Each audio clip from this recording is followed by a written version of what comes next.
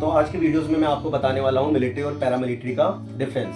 तो सबसे पहले हम बात करेंगे मिलिट्री के बारे में। मिलिट्री और पैरामिलिट्री का डिफरेंस के बारे में मैं आपको बताने वाला हूँ कि आखिर इन दोनों का डिफरेंस क्या है। मिलिट्री एक तरफ और एक तरफ पैरामिलिट्री। पैरामिलिट्री पैरामिलिट्री तो देखो दोस्तों, मिलिट्री वो संस्था होती है जो देश के एक्सटर्नल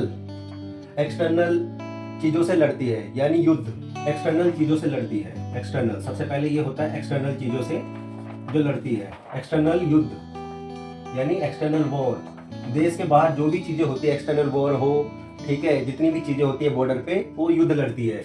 और ये किसको रिपोर्ट करती है? Ministry of defence, ministry of defence, ये इसको रिपोर्ट करती है। और मिलिट्री में कौन कौन सी फोर्सेस आती है मैं आपको बताने वाला हूं। सबसे पहले मिलिट्री में आती है आर्मी, यानी इंडियन आर्मी, ठीक है, आर्मी। दूसरी है एयरफोर्स। तीसरी जो संस्था आती है इंडियन नेवी। तो ये जो तीनों फोर्स आती हैं, ये किस में आती हैं? मिलिट्री में। तो ये आपने देखा, ये मिलिट्री फोर्सेस है, ये हिंदुस्तान की कही जाती है आर्म्ड फोर्सेस, मिलिट्री। और दूसरे पे हम आते हैं पैरामिलिट्री। तो पैरामिलिट्री कौन सी होती है? पैरामिलिट्री वो फोर्सेस होती हैं जो देश के इंटरनल मामलों में देख रेख करती है, यानी इंटरनल मामला संभालती है। अब इसमें कौन कौन सी फोर्सेस होती हैं? इसमें जो होती है सीएपीएफ की जितनी फोर्स आती है, सीएपीएफ यानी central armed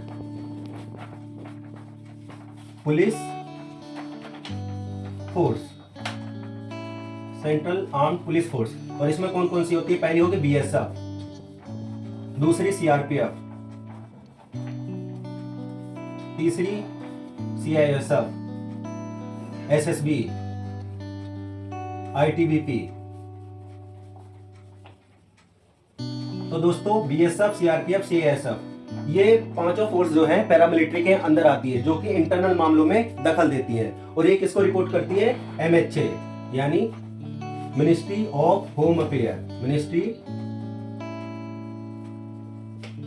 of home affair. तो ये जो फोर्सेस हैं पैरामिलिट्री फोर्सेस, आप देख सकते हैं ये किसको रिपोर्ट करती है? एमएचए को। और उनका मेनली काम क्या होता है? देखो, देश के अंदर कोई भी इंटरनल सिक्योरिटी का मैटर हो, इंटरनल सिक्योरिटी का कोई भी मैटर हो, इंटरनल सिक्योरिटी होती है। और साथ ही साथ कोई भी नक्सल, ठीक है, इसके अलावा इलेक्शन ड्यूटी।